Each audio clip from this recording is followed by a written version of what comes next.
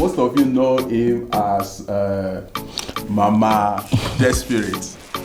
Yeah, ZICSALOMA, Mama Desperate, Sister Ekwitos, Mama Amazing Grace. Mama Amazing Grace, you know. Whichever.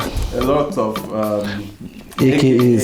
So as time went on, of course, I started calling my character's name now, Sister This, Sister Agnes, Sister Ekwitos. Yeah. And so I think people also found the name very, very funny. I remember the first I said Sister Ekwitos, people were like, Which one is it?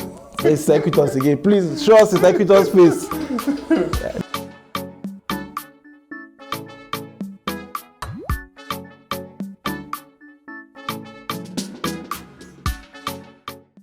Thank you so much for joining me, Isaac.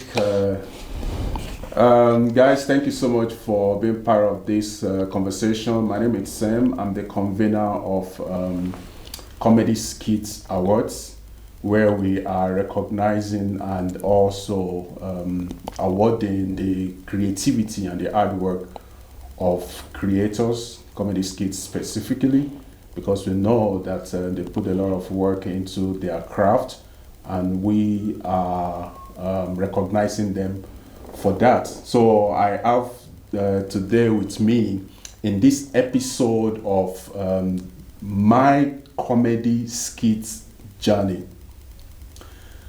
in South Africa, because we are here in South Africa shooting live. We call it Johnny, or we pronounce it Johnny in South Africa, but you know, in Nigeria specifically, it is pronounced Johnny. You know, so it doesn't matter where you're watching from. Welcome to the studio recorded episode of my comedy skits journey, and I have with me again Aloma Isaac Jr. But you know him, most of you know him as Mama Desperate. Yeah, ZICSALOMA, Mama Desperate, Sister Ekwitos, Mama Amazing Grace. Mama Amazing Grace, you know. Whichever. A lot of AKAs, you know, if you like. So thank you so much for accepting the invitation to be part of this episode of my comedy skit journey. So let's kick it off by asking, because I mentioned earlier that we're live here in Johannesburg. Yeah. What brought you to South Africa?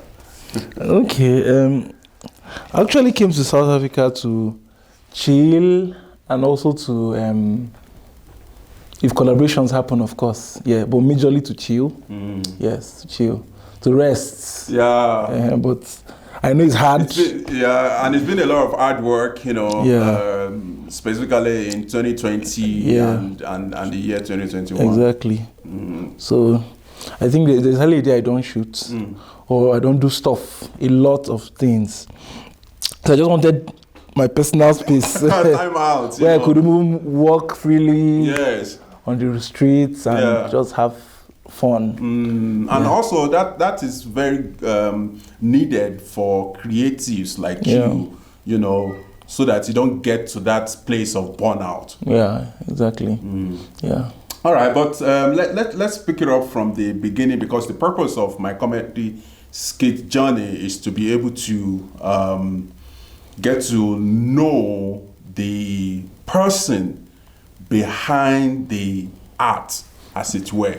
Okay. You know, so tell us, you know, your background, where you grew up in Nigeria, what was upbringing like, and things like that. Your educational background up to your, you know, university days, if you can, please. Okay, I was born in Kaduna. Yes, I was born in Kaduna. I'm not from Kaduna. Okay. I often see blogs online saying I'm from Kaduna. Yeah, but you're not Hausa, basically. No, not everybody in Kaduna is actually Hausa. Okay. Yes, but I'm not just from Kaduna. Okay. Yeah, I'm from Abia. I'm an Igbo boy.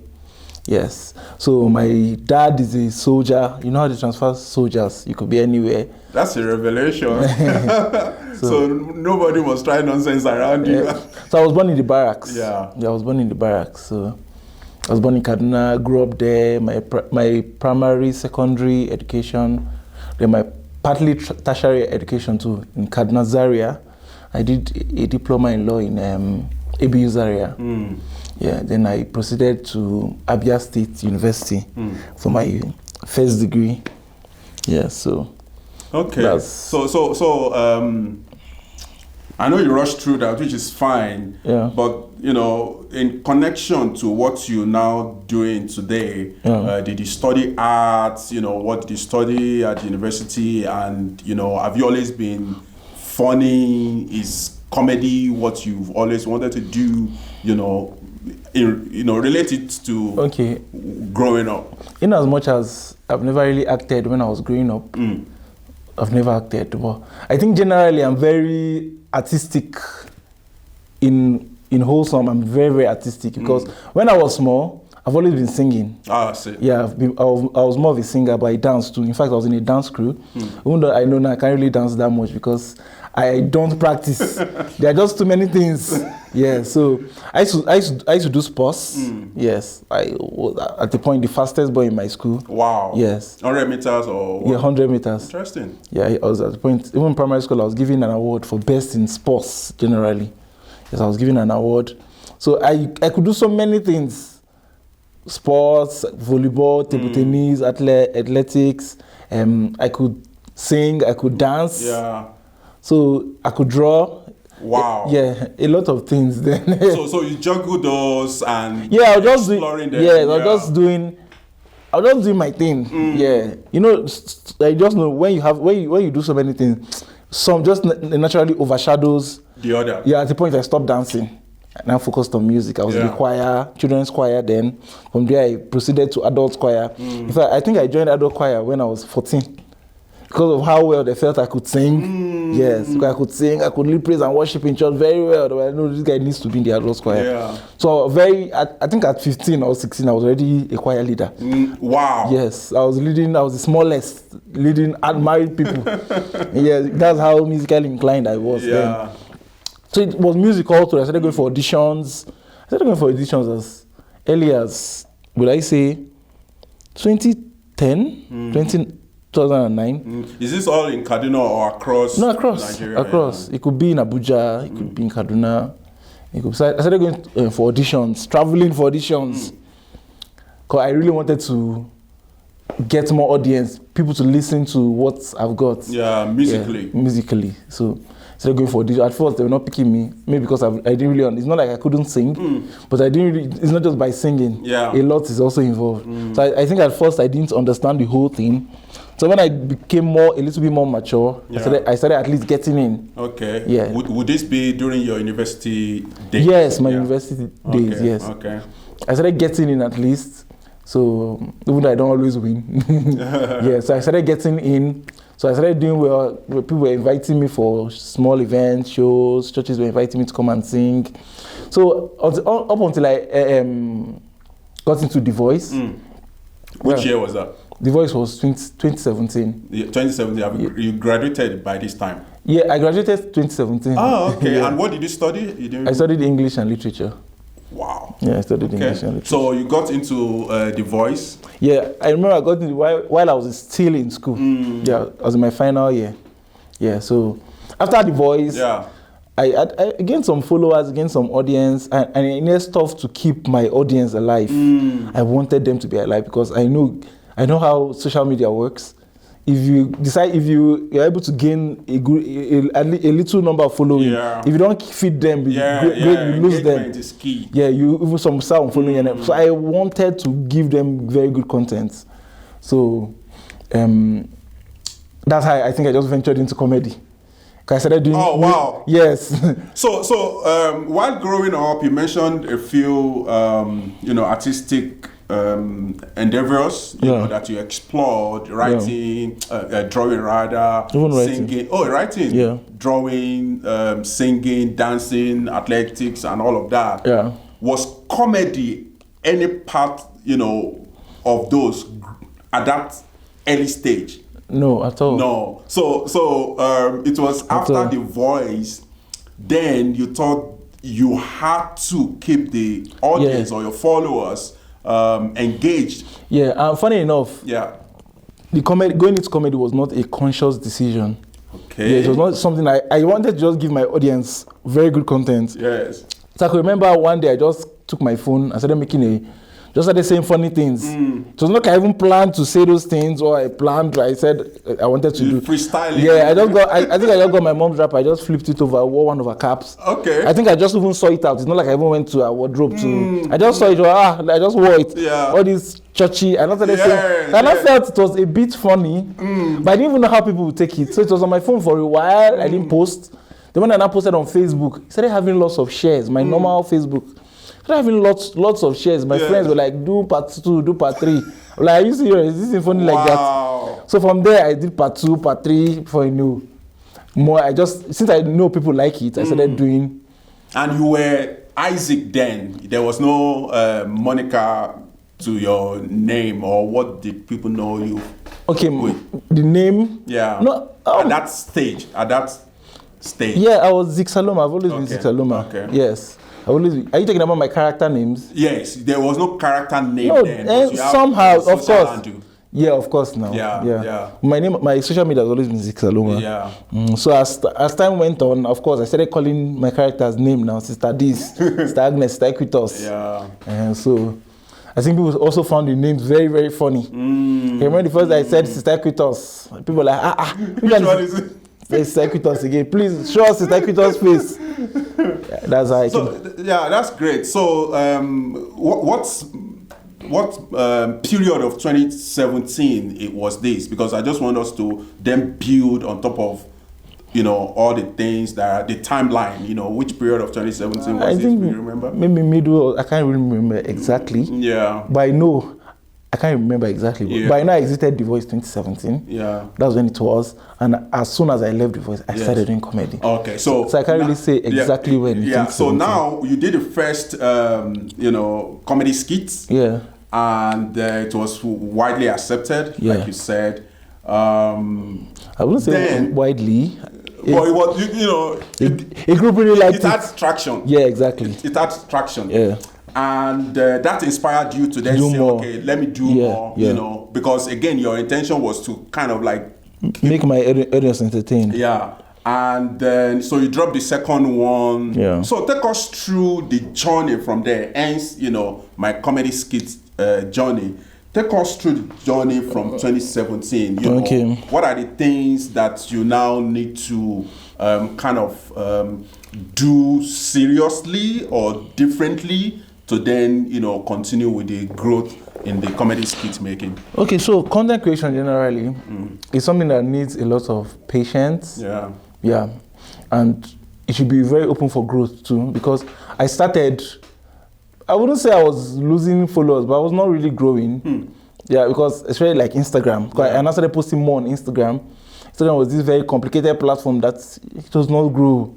So I know I started, of course, I got work immediately. I finished school and all that. So that's serving. I was serving. I was still doing comedy skits. Yeah. I was working. I was still doing comedy skits. You were a lecturer, by the way. Yes, that's why I served. I finished 2017. I served 2018, and I served in Cat Poly. From there, I was retained as part-time. Yeah. So I was still doing everything I was doing. I was still even teaching in a secondary school too. So I was doing a lot. Yes, I was still. As a Nigerian, I remember I was still working with a company we work from home staff. Wow. With a company in Abuja. So I just manage their social media handles and everything, drive traffic to their website and all that. Yeah. So I was doing a lot, and I was still creating content, musically and comedy. So at the point, I just started enjoying myself. Okay. Of course, I was still very strategic on how to grow my page. I started running paid promotions, sponsored ads. Yeah. Yeah, of course. Of your content. Of my content. I was running a lot of sponsored ads. And were you tagging? Of course, I was tagging blogs. Because I see that a lot with upcoming. Exactly. I was tagging blogs, but makers, they were not seeing. I understood because these guys have thousands upon thousands of tags every day. Yeah, so nobody got to notice me. So I was just doing. I started growing my account majorly from paid sponsored ads. I can even run a sponsored ad for 50,000 naira. They can pay my salary. I just use everything sponsored ad. That's how I really wanted to grow. I just use everything sponsored. It was actually growing, but still not as it should. Yes. So 2018. 2018, I was just doing my thing, up until the lockdown. Yeah. That's 2020, March. March. So sorry. 2017 you kicked off. 2018, you know, a little bit of here and there in terms of engagement and traction. You're spending your income, you know, to promote the content across the social media platforms. 2019, you know, you persevered. You know, what was 2019 like before we even get to 2020? Is there any major impact? There's nothing major. It's just perseverance, as you said. Like I said, it might take a very long time, but if you believe in yourself, and I was strategic, and I persevered. Because many people would have, trust me, they would have given up. And I started enjoying myself doing it. I didn't just do it, like I didn't even know the potentials of comedy. That's another thing. I didn't, so I just, for the fact I could post, and people were like, if I don't post for 2-3 days, people were like, post now. So those few set of people, I even kept getting comment like, why is this guy not popular? Maybe when a new person comes on my page, how comes? Why am I just seeing this page? How comes this guy is so funny? I even get some funny comment like, he's even the funniest I've seen and all that. Why is he not popular? So those kind of things still somewhat encouraged me. So I just kept doing it. I just kept enjoying myself doing it. And of course I was working. I was even quite comfortable. I was quite comfortable. So I was not even money. Because I know many content creators, they just now coming for the money. And once you come in for the money, like I want to, if I don't make money now, I'm telling you, 2-3 months, it leads to frustration. You'll be frustrated and you'll give up very soon. So it's something that do other things, get others just use to fund content. It's not something that will just start giving you money immediately. Just like music too. Music wouldn't just start giving you money. So if you just see that, say music, you don't even have that money to fund your music, and you give up. And you won't just see somebody most times from heaven that will just come and sponsor you. That's not always the case. So I was working, I was doing quite well for myself. So on until the lockdown. 2020, I was now at home. Then I decided to explore, because I've been seeing TikToks, people doing TikTok. I've not really understood it, and I decided to download the app, because I noticed it was getting even more popular during the lockdown. So I downloaded the app. I was trying to, I was just doing different things on the app, doing different things. Having fun. I was still doing my normal skits. I was having fun on the app, trying to understand it, and I started following trends. And I noticed anytime I do like a guy, you know, a lip sync as a guy, he doesn't even get any, maybe I'll get 2 views, 3 views. When I started doing all these funny, all these Igbo women music videos, whenever I do it, it goes viral. I can remember the first one I did. As I did that first one, I got almost 10,000 followers. What's the in 1-2 days? No, I was just following trends. But I was using my normal characters to do them now. Like Ekwitos. It just depends on the trend. It could be anything. So I just anytime I do a female character, it started going viral. Before you know, in less than 1 month, I gained over 100,000 followers on TikTok. Wow! I got verified in a month of joining TikTok, and that was because I was doing so many videos in a day. Because I had all the time in the world. I was everybody were. So every day you were just. I could do like 5, 6, 7 in a day. When I mean very, very serious content, not I just carry phone. Serious content. They got to a stage that must have taken you the entire day to shoot. Because what even encouraged me more was that when I started doing it. At first, like the first 1 week, nothing. I didn't even get 1 follower. At the point when I kept doing it, I noticed that I was getting views. Where are these views coming from? And I noticed that, okay, like you can actually grow here organically. I'm like, oh, you don't even need a blog to grow here. So I was like, okay, we die here. On TikTok. Because I started gaining a day 5, 10 followers. But Instagram, you don't just gain followers. Like you must be either sponsoring or something. And that's the one we die here. I started doing so many videos. I started getting like 50. I started getting like 50 in a day. It got to a point I started getting as high as 20, 40,000 in a day followers. Wow. Yes. Then because people felt my content were good, even most of those blogs I've been tagging for years. They took it to Instagram. They posted I started tagging my Instagram to started growing. It caught up with all my social media platforms. My Facebook started flying. My YouTube would have been there. People like, you don't post on. I'll see it on my comments. You don't post on YouTube. Started posting everywhere. Everywhere started growing. So the entire 2020, for you, was a blessing. Yeah, it was. It started with TikTok, but I think the Instagram growth mostly came towards the end of 2020. Yes, when I've gained quite a strong ground on TikTok. Yeah. Then my Instagram too started growing. Interesting. There was a time people literally dragged me, my clothes almost tore. Yes. I was wearing white, everything was stained. Yes, make videos, please do videos for us. There was a day a lady removed her wig and put it on my head. Because she was like, I should make video for her. No, I must do my video. I always want to help people. I'm always talking. I'm always preaching. Even when I was in school, they were calling me. I was a course rep while I was in the university. They were calling me. That I used to advise them like their mother. Please follow us on Instagram, the Comedy Skit Awards, Facebook. Subscribe to the YouTube channel, and on Twitter, it's Skit Awards. Thank you. God bless you.